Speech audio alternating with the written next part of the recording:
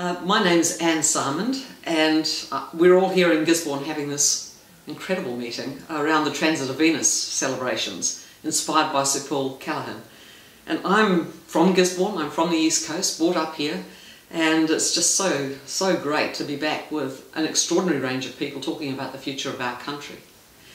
And my background as well is that I'm an anthropologist who works sometimes in the past and sometimes in the present, and I've worked around the Pacific and have a lot of activities that take me overseas as well. So it's a wonderful perspective from which to view the future of New Zealand, being on the one hand completely rooted in this local community, and I've still got a lot of family here and come back here all the time, but also thinking in a global way about the future of our country with some wonderful people.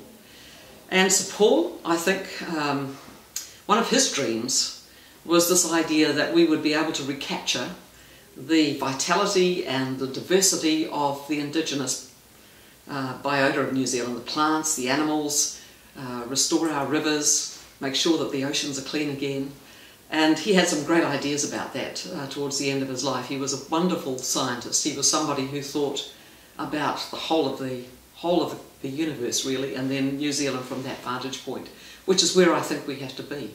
We have to think about New Zealand as part of the cosmos, but then come right down to ground and talk about practical things that we can do to realise these dreams.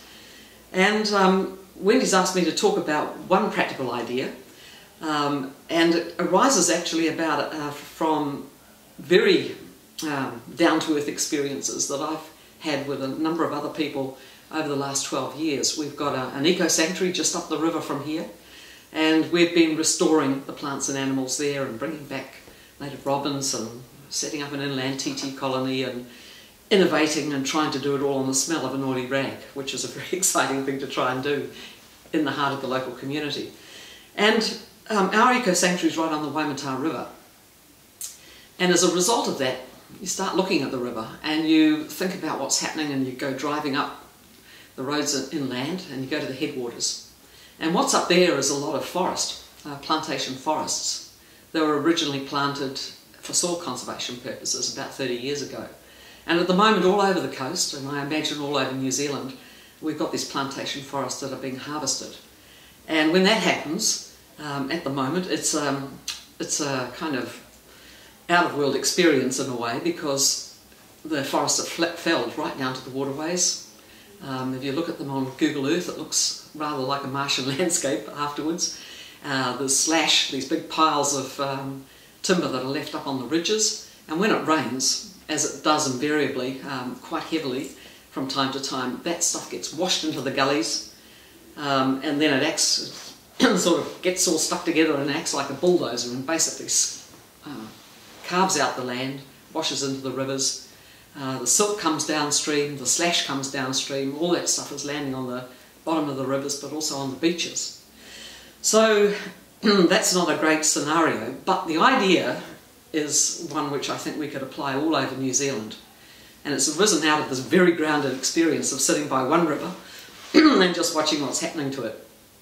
And it's this, that to realise Paul's dream,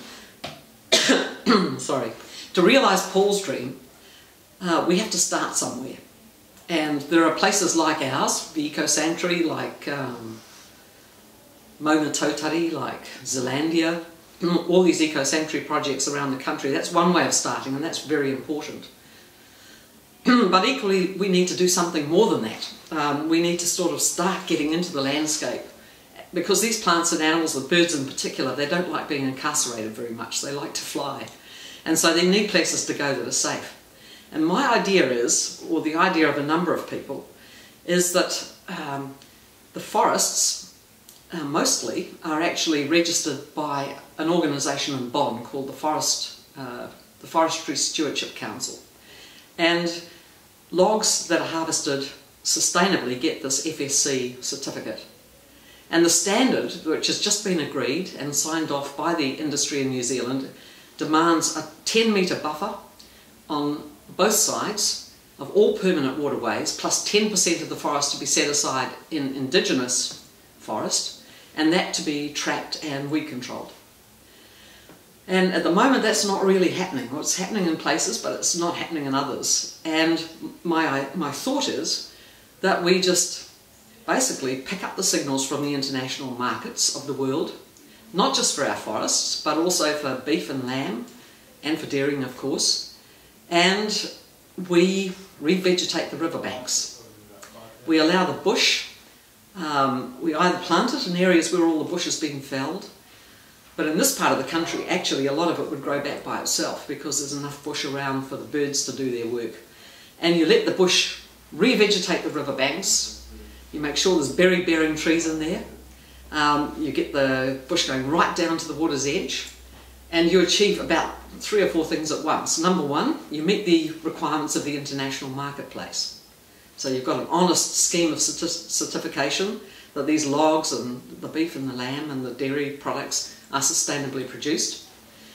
Secondly, you've created wildlife corridors up and down the waterways of New Zealand, so we can get into kayaks and we can get into, skiffs, and we can swim, and we can go up and down the rivers and love the bush, as many of us did when we were kids.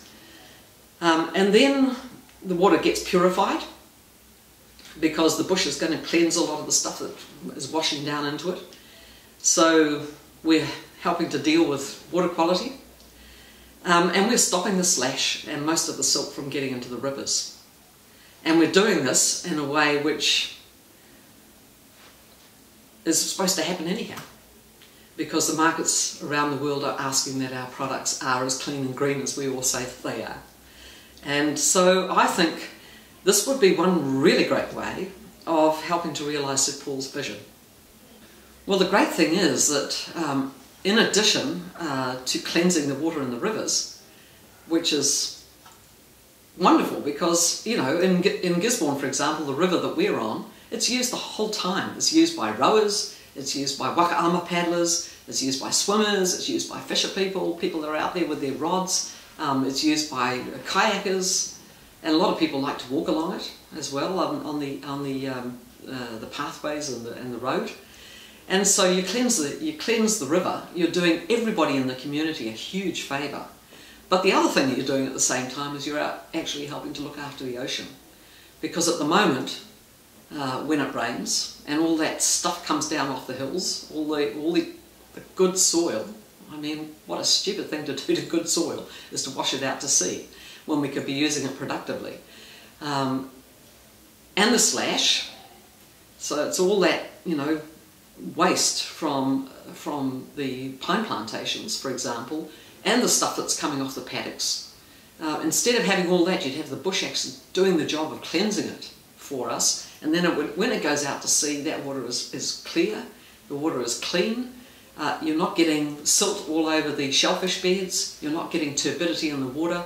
You've got eels back, you've got whitebait back, you've got mullet back, you've got all the river life that used to be there, which is all part of the great kind of cycle of life that lands up in the ocean.